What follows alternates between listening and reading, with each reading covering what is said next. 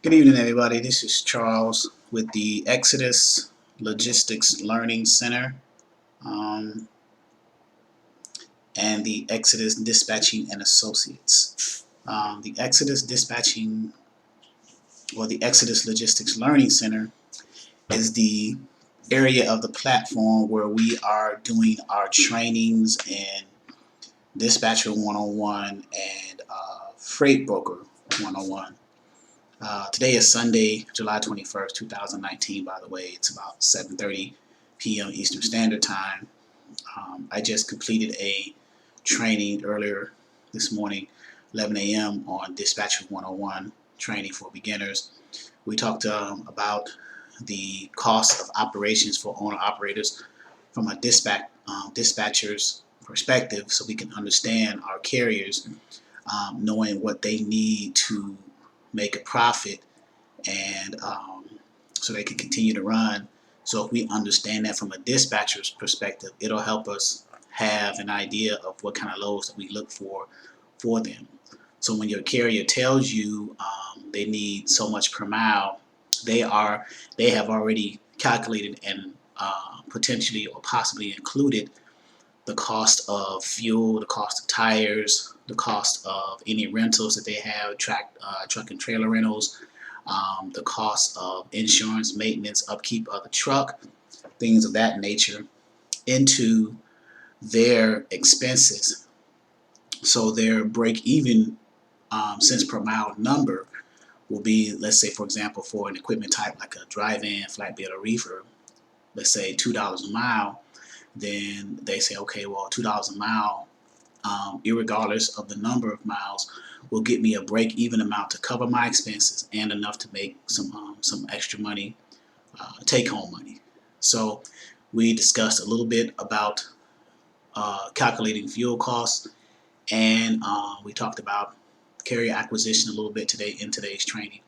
Um, there were members who were asking questions. They were actually guests who were asking questions about beginner level dispatching and how to sign up and things of that nature.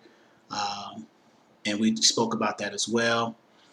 So under the auspices of the Exodus Logistics Learning Center side will be the all of the trainings, be it Dispatching 101 training for beginners and or uh, Freight Broker 101 training for beginners. Um, so the Exodus Logistics Learning Center, this is the beginner's website of it, the homepage. Um, so again, Exodus Logistics Learning Center is the premier place to go to learn Dispatcher 101 training for beginners, um, as well as Freight Broker 101 training for beginners. So our spot trainings for Dispatcher 101 training for beginners will be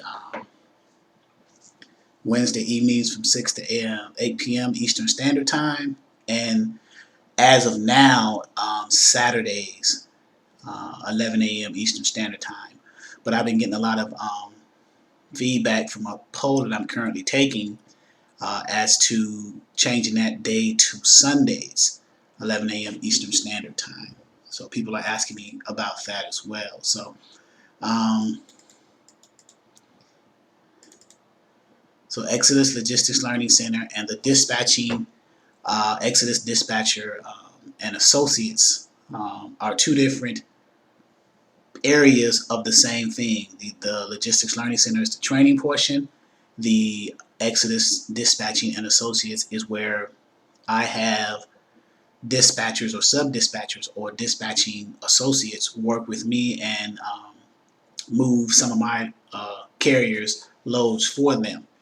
So, but if you are interested in um, getting training for Exodus Dispatcher 101 or Freight Broker 101, then you can go to www.exodusdispatchingandtraining.com and go to the homepage here. This is the homepage, but if you go to the section that says Dispatcher 101 assuming that you want to get dispatcher training, or the section that says Freight Broker 101, assuming that you want to receive freight broker training. Under the Dispatcher 101 training, you have an area where you can go to log into the live online dispatch training, where you can attend as a member, of course, and as well as a guest. And then you have the area to enroll into Dispatcher 101 training for beginners, as well as to enroll in the Freight Broker 101 training for beginner as well. But under the dispatching, this is the area that you would go to and decide which pricing point you will go with. If you are a veteran, military veteran, then your one-time price is $249 to enroll. Otherwise, the regular price is $299, and then the 2-for-1 special is $499. Now, this one-time payment is up until August 1st, after which there will be a $39.99 per month subscription, in addition to the regular enrollment price. So, and then once you enroll into the Dispatcher 101 training for beginners, then you will receive an email asking you to follow the instructions in the back office setup and login. So you will go to the same area under Dispatcher 101, and the next step will be the back office login and setup page. Once here, and I'll log out, you come here and you watch the welcome to the back office login and setup page. You watch the YouTube video instructing you how to log in and set up to have back office membership to the access to the tools and resources. But what that is and what that entails is you just simply click the login and sign up, and by default you're going to see login as the header when you click that login/sign up at the beginning. So again, once you click login/sign up, by default it'll say login first. But if you notice under there, it says new to this site, sign up. So if you're enrolling for the first time, then you will qualify under this area. You wouldn't have a login because you haven't been approved yet to have back office access. So as a first time person enrolling, they are going to say new to this site and then sign up. So once you click this, the login header is going to change to sign up now. So as if you were a beginner or someone who is logging in to receive back office access for the first time. And then what you would do there, you would you would create or put in an email and a password and then hit sign up. Now, most people, when they do that, they typically use the email that they used when they enrolled in the platform. You do not have to do that, but I'm just saying it just makes for consistency to do so. So you would enter your email, whatever that email is. It could be the email that you use when you enrolled into the platform, and you create your password, and then you hit the sign up button. Okay, and then that will take you to it'll send an alert to the back office webmaster, which is us.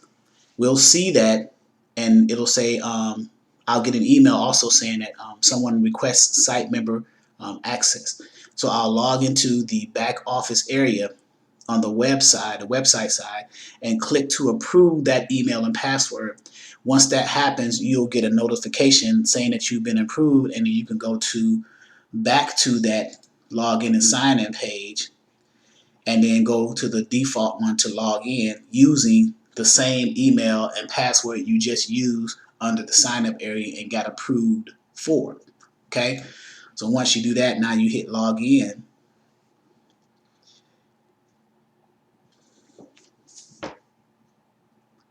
So now you log in, and it will say hello, and then whatever email that you logged in or signed up for or with, and then an option to log out. So now if you go back to the Dispatcher 101 drop down, you'll see now the next, once you get approved for back office access, the next from orientation all the way down to the end, Dispatcher 101 glossary, Once you log in and get approved and you use that email and password and you log in for the first time, then you don't have to log in to every single sublink beyond from orientation all the way down. You only need to log in one time, and then you have access to everything from that point on.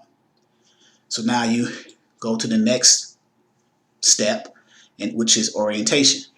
On orientation, you just simply watch the, and here's a note over here. It tells you to watch the orientation video, which is about 30 minutes, 33 minutes. I'll go ahead and pause that. And it talks about what orientation is about. And then I have the ebooks that are included with the enrolling into the Dispatcher 101 Training for Beginners platform.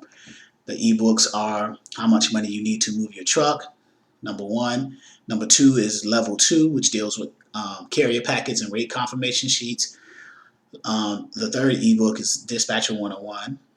And then I also have a basic dispatch terms. It's like a glossary of basic terms. If you're just starting, you know very little, if anything, about being a dispatcher, this basic term glossary has information for you to understand. It's about 7 pages. Just some basic terms that you will need as you begin to learn and grow in being a dispatcher. And then lastly, you have the logins for the load boards. There's about 10 load boards. I won't click this because this is a recording, but this is a PDF of all the email and passwords for those 10 load boards. So when you go to module 2 on the load boards and you'll see those load boards, you'll be able to access those load boards with the PDF email and passwords for those load boards. And in the orientation area is where you receive those logins for. Now what I may do, I may move the load board logins PDF to the load boards page, but we'll see. So next, after orientation, after you watch the orientation video and you download the 3 ebooks, the glossary, and the load board email and password PDFs, then you just simply, the questionnaire, you fill in your name, date. Did you watch the orientation video? Yes or no. Did you download the PDFs? Yes or no. Any comments, and then hit submit. And that's it for orientation. Pretty cut and dry, straightforward, user-friendly, easy to follow. Next will be the 4 modules. And these are self-paced modules. You don't have to feel like you need to get them done in a certain time. You can pace yourself, take as long as you need until you clearly understand what each module means.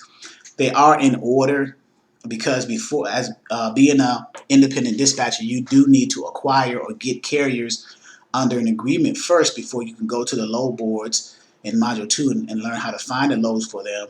And then module 3, learning how to book the loads either through a broker or a shipper. And then module 4, invoicing the carrier once they've delivered that load so you can get paid.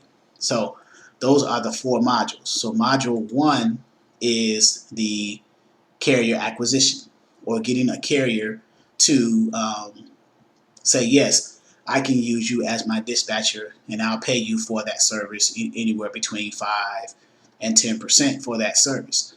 So in module 1, that's carrier acquisition. Here's a YouTube video that goes over that. It's an overview of module 1. And then there's the module 1 overview in PDF, and then there's a quiz about it.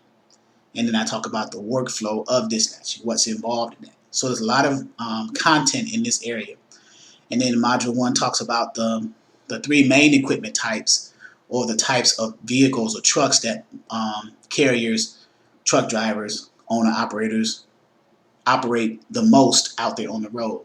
Now there are others, but these are the main equipment types that are out there that will have the greatest chance of you starting to generate revenue, because it's easiest to find the loads for these equipment types as it in comparison to the other ones. And those are the 53-foot drive-in trailers, which is an image right here. The reefer trailers, 53-foot refrigerated trailers, and this is a reefer trailer.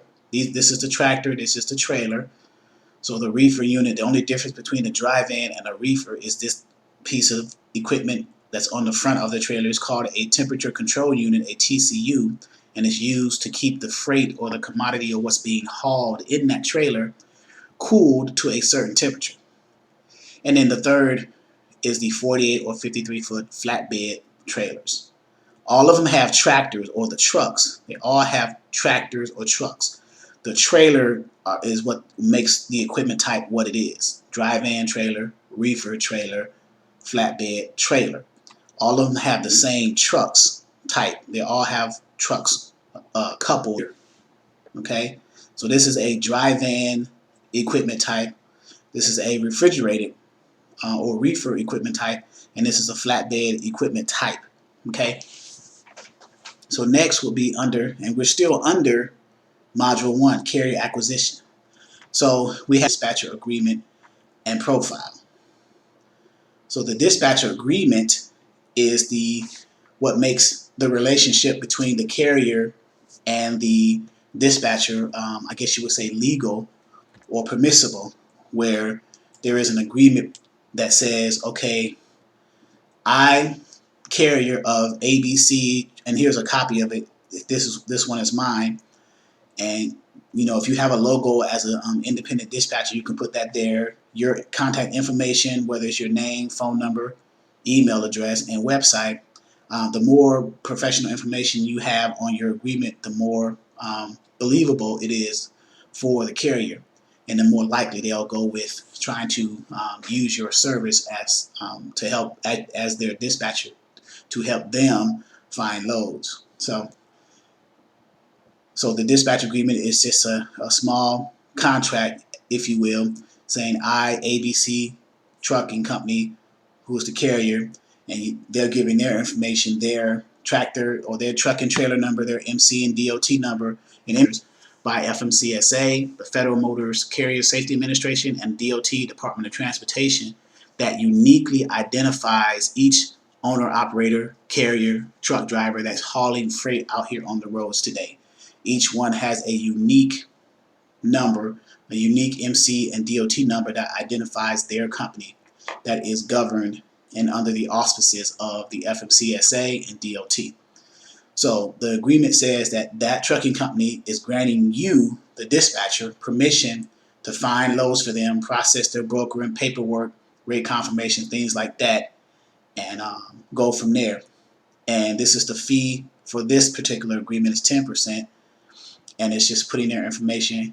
I also added an extra clause where I am saying that the carrier is authorizing the dispatcher to complete the carrier setup packets for them, as well as the rate confirmations. And this red line here is an initial authorizing that to happen. A carrier packet is what a broker sends to the carrier or dispatcher, if a dispatcher is working for the carrier, to fill out and provide detailed information about that company, that truck driver, so they can get them set up to book loads under that brokerage.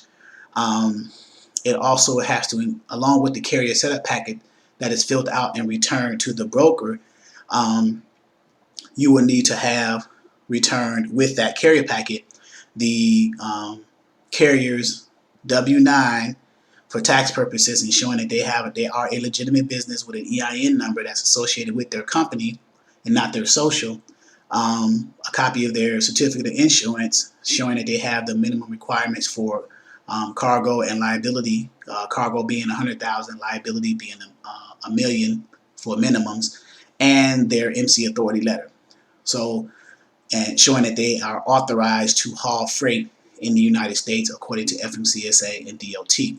So once the broker receives the carrier packet filled out, however many number of pages that is, along with those documents, the broker is going to process that information into their system, run it by their compliance team to approve your carrier who you have under agreement.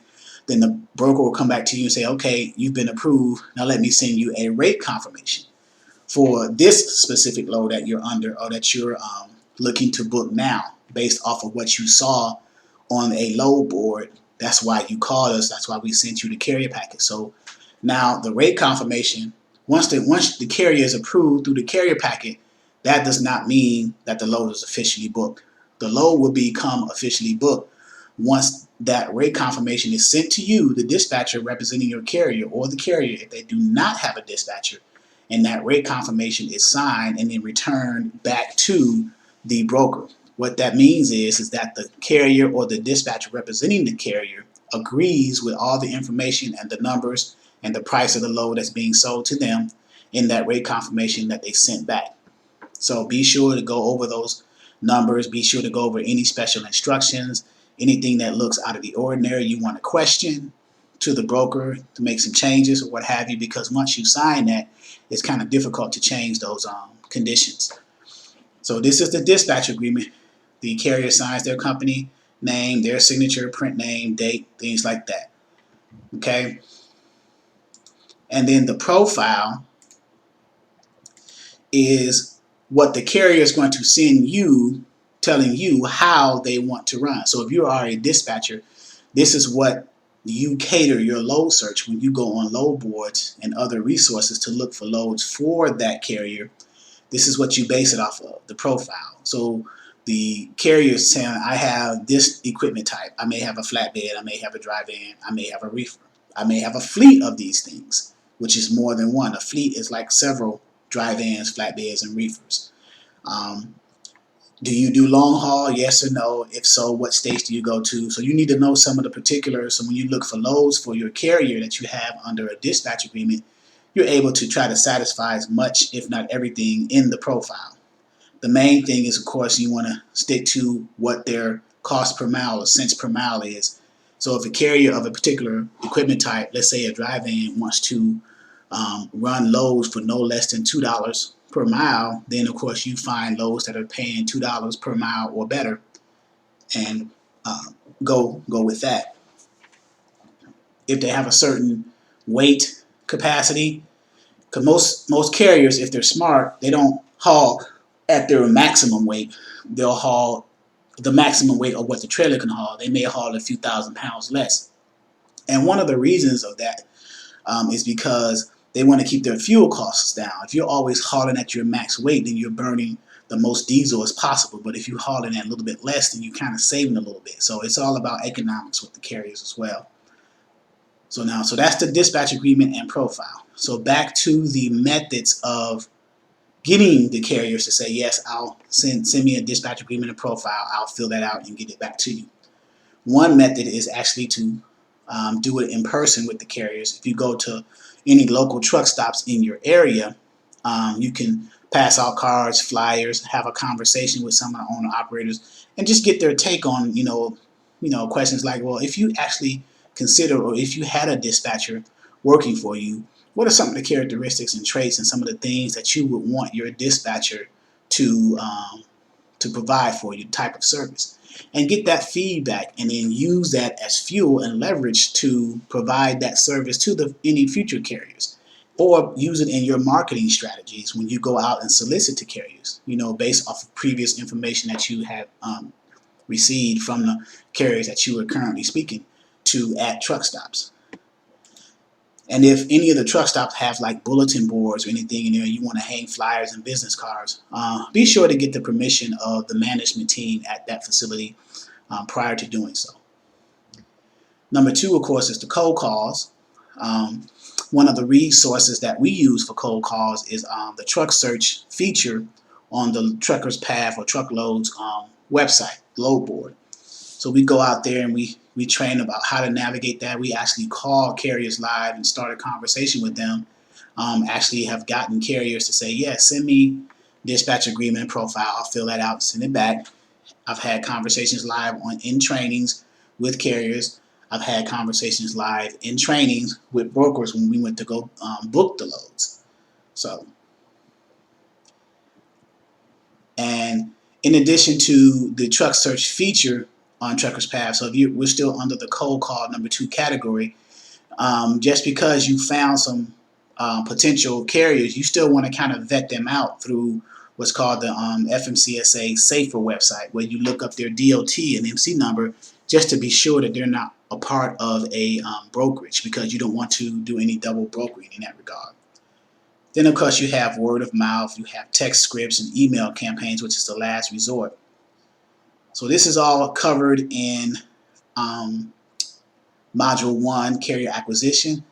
Remember, I was just speaking about previously those other documents that the broker needs along with the carrier packet returned in order to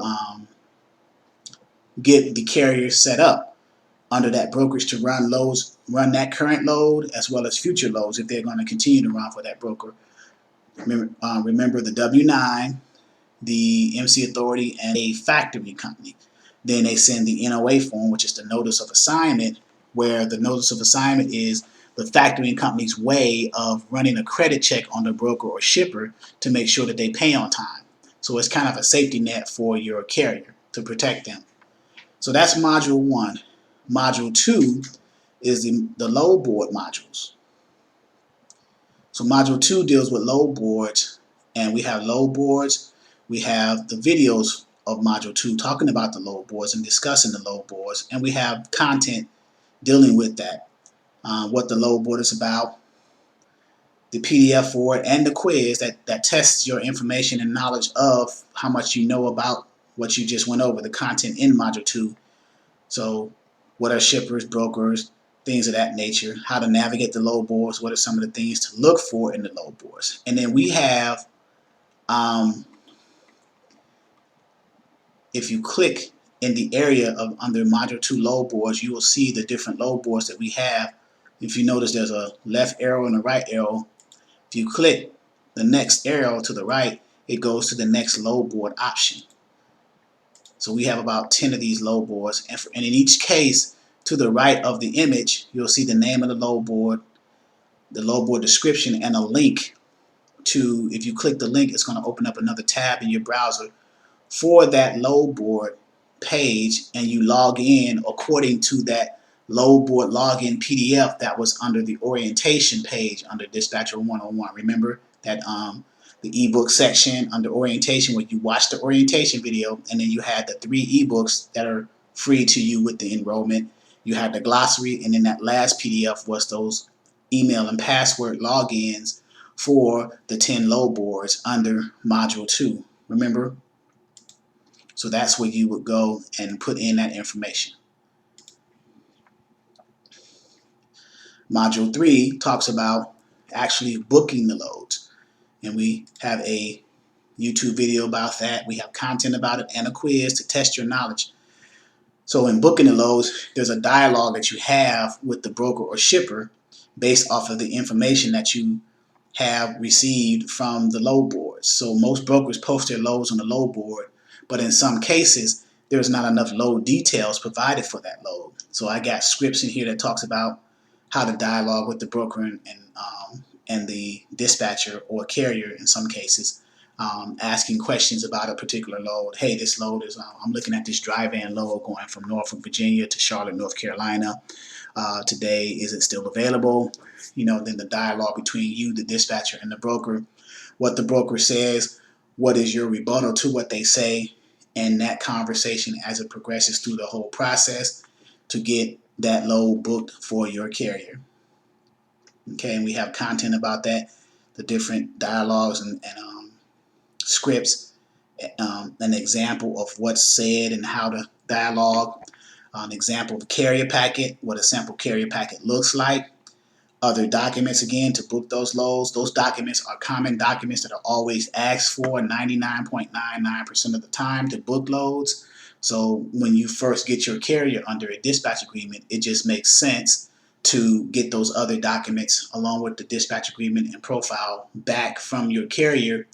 Put that in your own internal filing system, so when you go to different brokers or shippers, you can easily upload those documents along with the information in the packets that you need to fill out to initially get that carrier set up. We go over rate confirmations along with carrier packets under Module 3. And then Module 4, after your carrier has delivered the load to its destination or the receiver, then they will receive the last portion of that BOL signed from the receiver. When you pick up a load, when your carrier picks up a load from the shipper, generally there's a 3-tier carbon copy bill of lading or a delivery receipt. The first tier is signed by the shipper and torn off and left at the shipper. What that piece indicates is that the carrier picked up this freight, so many pallets, nothing was damaged, everything was accounted for, and here's a signature from the shipper and the carrier saying that that was the case. So they tear that first of that 3-tier carbon copy BOL off. Now the carrier has 2-tier carbon copy BOL, and they're driving from the, or they're hauling from the shipper to the receiver. When they get to the receiver, now they are being unloaded. They were loaded at the shipper, now they're being unloaded and at the receiver where they're delivering. So while they're being unloaded, things are being checked for damage, everything is being accounted for, and if everything checks out, the receiver signs a particular area on the BOL, the second piece, and the carrier signs the BOL in that same area, indicating that everything checked out. Even if it didn't check out, there's areas on there for like damages, any claims that's going to be filed or what have you. Everything is accounted for, everything is structured that way. So that second piece at the receiver is torn off for the delivery. And that last piece is what the carrier used as their receipt, showing that they, and since it's carbon copied, it had the original shipper area signed by you and the shipper, the receiver area just signed by you and the receiver, and your area, so you can upload, or the carrier, I should say, should upload that to either their factoring company or to you, the dispatcher, so you can send to the broker in any case, so the carrier can get paid. Once that happens, you can invoice your carrier for your percentage of the gross of that load now and go from there. Here's a sample of what a BOL looks like.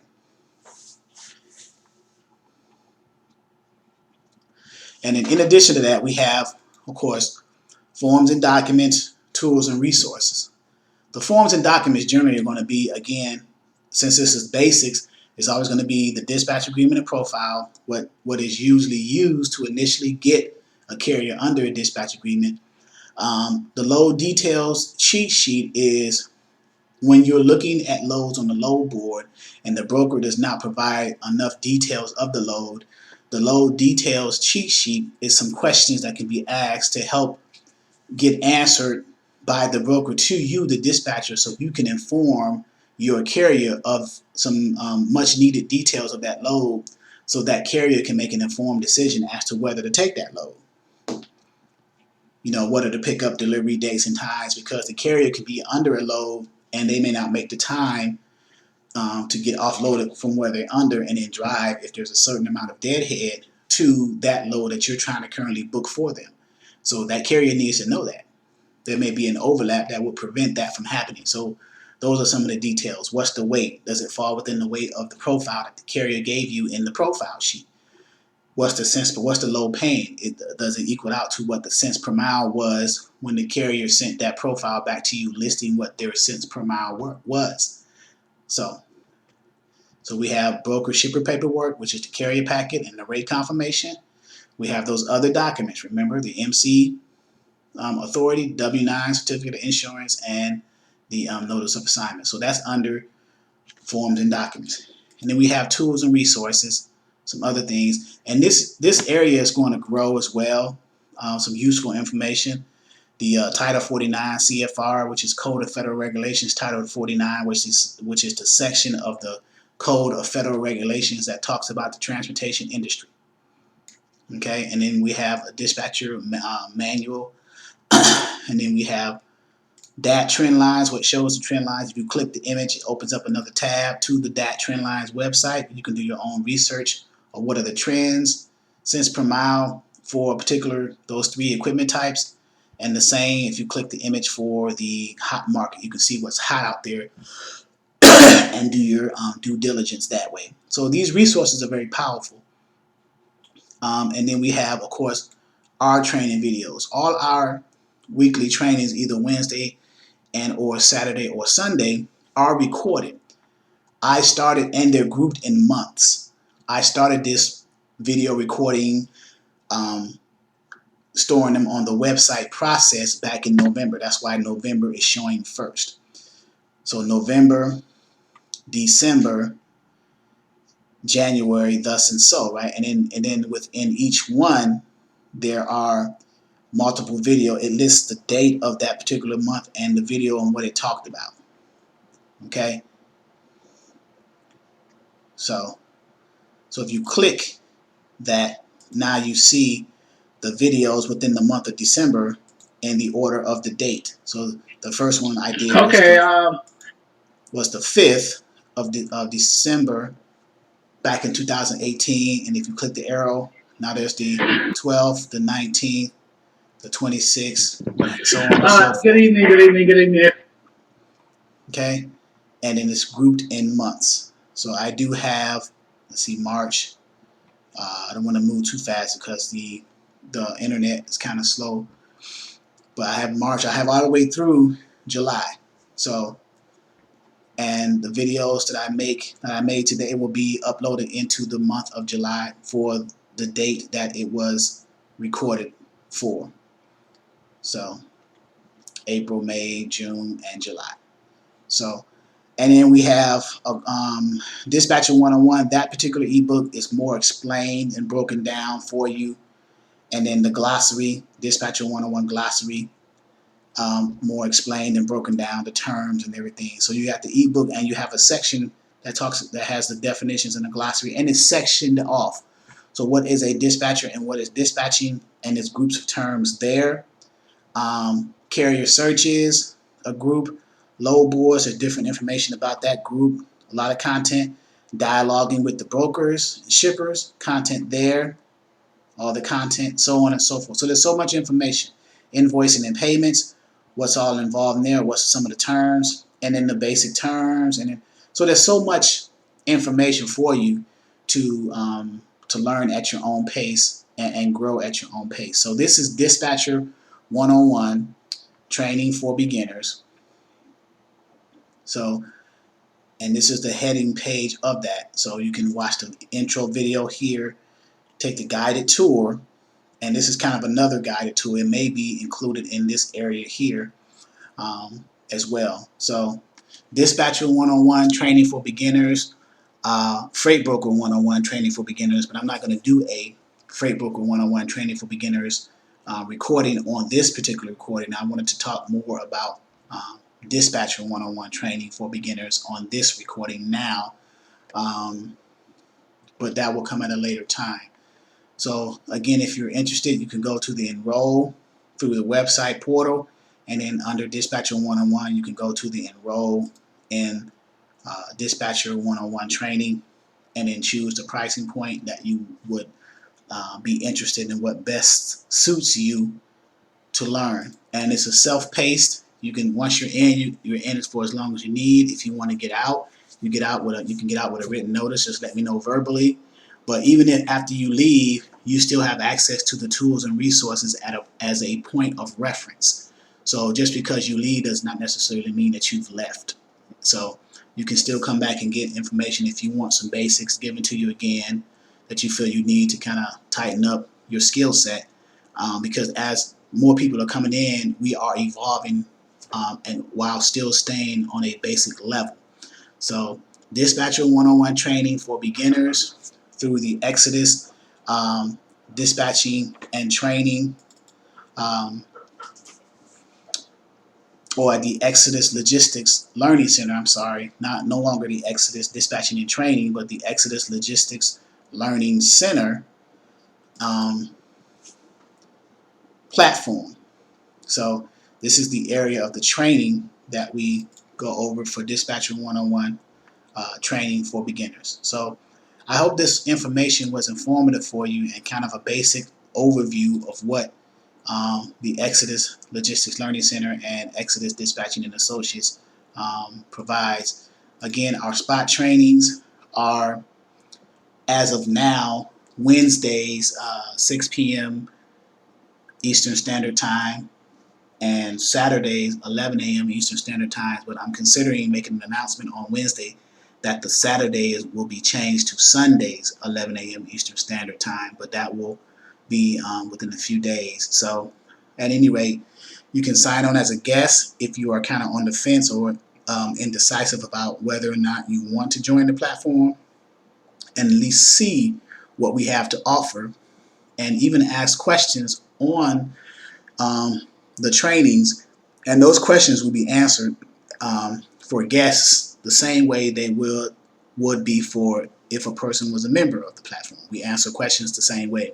There's no discrepancy in that regard. So looking forward to hearing from you. www.exodusdispatchingandtraining.com.